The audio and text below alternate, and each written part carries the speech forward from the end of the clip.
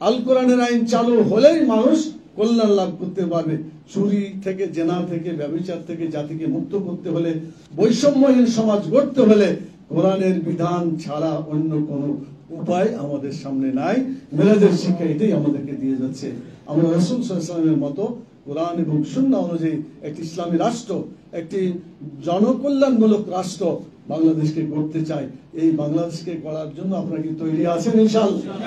অতীতের চাইতে অনেক বেশি ত্যাগ স্বীকার করে হলেও এই সুযোগে বাংলাদেশকে একটি ইসলামী রাষ্ট্র প্রতিষ্ঠার জন্য আমাদের চূড়ান্ত সংগ্রাম চালিয়ে যেতে হবে। আমরা হয় বিজয়ী হব, না হয় শহীদ হব। বাংলাদেশকে ইসলামী রাষ্ট্র করবই করব ইনশাআল্লাহ। সুবহানাল্লাযী আসরা বিআবদিহি লাইলাম মিনাল মাসজিদিল হারাম ইলাল মাসজিদিল আকসা আল্লাযী বারাকনা হাওলাহু লিনুরিয়াহু মিন আয়াতিনা ইলা আখিরিল আয়াত। তো আল্লাহ তাআলা বলছেন যে আল্লাহ তাআলা সুবহান, অর্থাৎ পবিত্র সেই সত্তা, মহান আল্লাহ তাআলা, যিনি তার বান্দাকে ইসরা করিয়েছেন। কোথা থেকে কোথা? কাবা ঘর থেকে একেবারে ইসরায়েলের যে বাইতুল মুকাদ্দাস যেখানে অবস্থিত, সেখানে এই জায়গাটুকু ইসরা করা হয়েছে। আবার ওখান থেকে আল্লাহ তাআলা রাসূল সাল্লাল্লাহু আলাইহি ওয়াসাল্লামকে সপ্তম আসমান থেকে তার উপরে আল্লাহ তাআলার সাথে সাক্ষাৎ করে তারপরে ফেরত পাঠিয়েছেন। এই দৃশ্যটা, এই টোটালটাই হচ্ছে মেরাজ এবং ইসরার ঘটনা। তো এখানে সূরা নজমে আর একটা আয়াত আছে, সেখানেও এটা যে আল্লাহ তাআলার নিদর্শন দেখানোর জন্য কথা, সে কথাটা আয়াতুল কুবরা বলা হয়েছে, বড় ঘটনা এগুলা। এখন এখানে আমরা কি কি জিনিস আপনাদের সামনে আনতে পারি বা আল্লাহ তাআলা আনার জন্য বলেছেন, রাসূল সাল্লাল্লাহু আলাইহি ওয়াসাল্লাম আমাদেরকে করেছেন, সে কয়েকটি কথা আপনাদের সামনে বলার চেষ্টা করব ইনশাআল্লাহ। ওমা তৌফিক ইল্লা বিল্লাহ আলাইহি তাওয়াক্কালতু ওয়া ইলাইহি উনীব। প্রথম কথা হচ্ছে আল্লাহ তাআলা পাঠিয়েছেন রাসূলকে দিন কায়েম করার জন্য। লিইয়ুযহিরাহু আলাদ দীনি কুল্লিহি, সমস্ত দিনের উপরে, জীবন বিধানের উপরে। মানুষের তৈরি যত মতবাদ আছে, পুঁজিবাদ, সমাজবাদ, ধর্মনিরপেক্ষতাবাদ, জাতীয়তাবাদ, মানে দুনিয়ার যত মতবাদ আছে মানব রচিত, সব মতবাদের উপরে আল্লাহ তাআলার দ্বীনকে, ইসলামকে বিজয়ী করার জন্য আল্লাহ তাআলা রাসূলকে পাঠিয়েছিলেন। এবং মেরাজ হচ্ছে সেই সন্ধিক্ষণ, যেই সন্ধিক্ষণে ইসলামী রাষ্ট্র কায়েম করার জন্য আল্লাহ তাআলা প্রস্তুতি নেওয়ার মতো এই সূরার ভিতরে কিছু শিক্ষা আমাদের জন্য রেখে দিয়েছেন। রাসূল সাল্লাল্লাহু আলাইহি ওয়াসাল্লাম সেই কাজগুলো করেছিলেন। এটা হিজরত করার আগের মুহূর্তে আল্লাহ তাআলা সূরাটি নাজিল করেন, আপনারা সকলেই জানেন। তো এখানে একটা ইসলামী রাষ্ট্র কায়েম করার জন্য প্রথমত এমন জনশক্তি দরকার যারা রাষ্ট্র পরিচালনা করবে এবং যারা সেই রাষ্ট্রের অধিবাসী হবে। তার প্রথমটা হচ্ছে তাওহীদ, রিসালাত এবং আখিরাত। এই তিনটি বিষয়ে বিস্তারিত আলোচনা করা হয়েছে মক্কি জীবনের সূরাগুলোতে।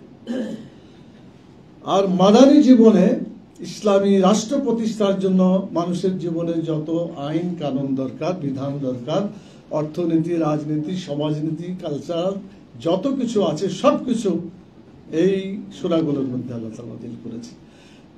বনী ইসরাইলের এই সূরাটির এক জায়গায় 14টি দফা, আমরা 14টা বিষয় আলোচনা হয়েছে।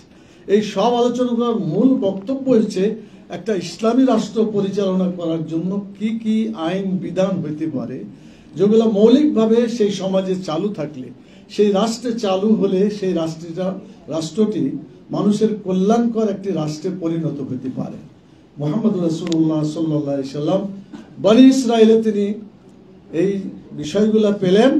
আর হিজরত করে প্রথমেই গিয়ে 47 দফা অধ্যুষিত, 47 দফা সম্বলিত একটি ইসলামী সংবিধান রচনা করলেন, মদিনার ইসলামী রাষ্ট্র। এই রাষ্ট্রে যে 47টি ধারা, যে সংবিধানের কথা আপনার কাছে বলতে চাই, সেটি হচ্ছে পৃথিবীর ইতিহাসে সর্বপ্রথম একটি সংবিধান। কোনো লোকেরা বলে যে আমেরিকার সংবিধানটা পুরাতন, না, এটা সঠিক কথা নয়।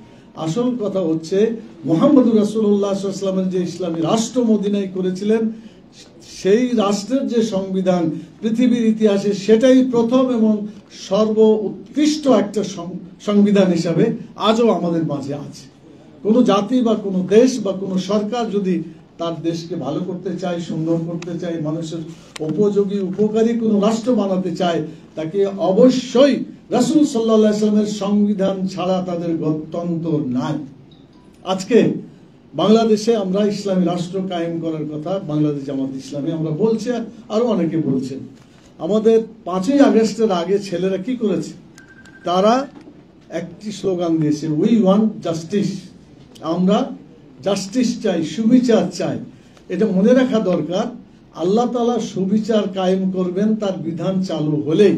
তিনি এই জন্য বলে দিয়েছেন, ইন্নাল্লাহ ইয়ামুরু বিল আদলি ওয়াল ইহসান। নিশ্চয় আল্লাহ তাআলা হুকুম দিয়েছেন সুবিচার করার জন্য, মানুষের কল্যাণ করার জন্য। এই আয়াতকে সামনে রেখে যদি আমরা বলি, আজকের যদি আমরা বৈষম্যহীন একটি রাষ্ট্র প্রতিষ্ঠা করতে চাই, সুবিচারের বাংলাদেশ কায়েম করতে চাই, জাস্টিস কায়েম করতে চাই, ইসলাম ছাড়া অন্য কোনো পথে সুবিচার আসতে পারবে না। যদি সুবিচার করতে হয়, জাস্টিস করতে হয়, মানুষের কল্যাণ করতে হয়, অবশ্যই কোরআনী বিধান বাংলাদেশে চালু করতে হবে। যতদিন এটা চালু না হবে, কোন ক্রমে এখানে সুবিচার চালু হবে না।